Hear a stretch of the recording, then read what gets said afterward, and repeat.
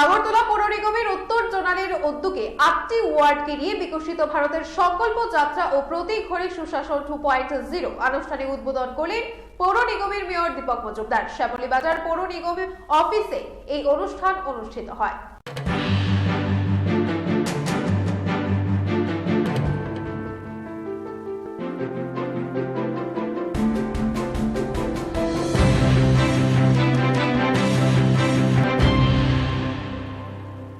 বিকশিত ভারত সংকল্প যাত্রা আমাদের দেশের যশস্বী প্রধানমন্ত্রী নরেন্দ্র মোদীজির হাত ধরে এটা শুরু হয়েছে এবং আমাদের রাজ্যের মাননীয় মুখ্যমন্ত্রী প্রফেসর ডক্টর মানিক শাহর হাত ধরে প্রতি ঘরে সুশাসন 2.0 আমাদের রাজ্যে বিভিন্ন প্রান্তে বিভিন্ন ব্লক, সাব ডিভিশন, ডিস্ট্রিক্ট এবং নগর পঞ্চায়েত, পৌরসভা, পৌর নিগমে অনুষ্ঠিত হতে যাচ্ছে। উদ্দেশ্য একটাই হচ্ছে যে আমাদের কেন্দ্রীয় সরকার এবং রাজ্য সরকারের যে সকল কর্মসূচি বা প্রকল্প রচনা করা হয়েছে যাদের জন্য, সেগুলি যাতে তাদের পরিবার এবং তাদের পরিজনদের তাদের কাছে সরকারি পর্যায়ে ঘরে পৌঁছানো যায়।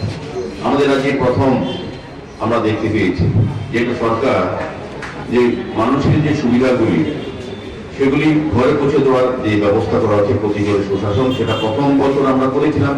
খুব উৎসব উদ্দীপনার সঙ্গে মানুষ অংশগ্রহণ করেছিল, মানুষ সুযোগ পেয়েছিল, সুযোগ গ্রহণ করেছিল।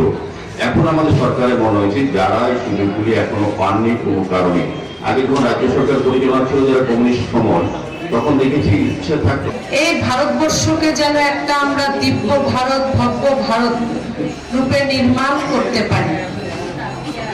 এই ভারতবর্ষের একজন মানুষ যেন এরকম না থাকে যার ঘরে একটি আবাসন যোজনার ঘর না যাবে, এরকম কোন মা যেন না থাকে যে তার রান্নাঘরে একটি গ্যাস কানেকশন না যাবে, এরকম কোন ঘর যেন না থাকে যে যার ঘর বিদ্যুতের আলোকিত থাকবে না।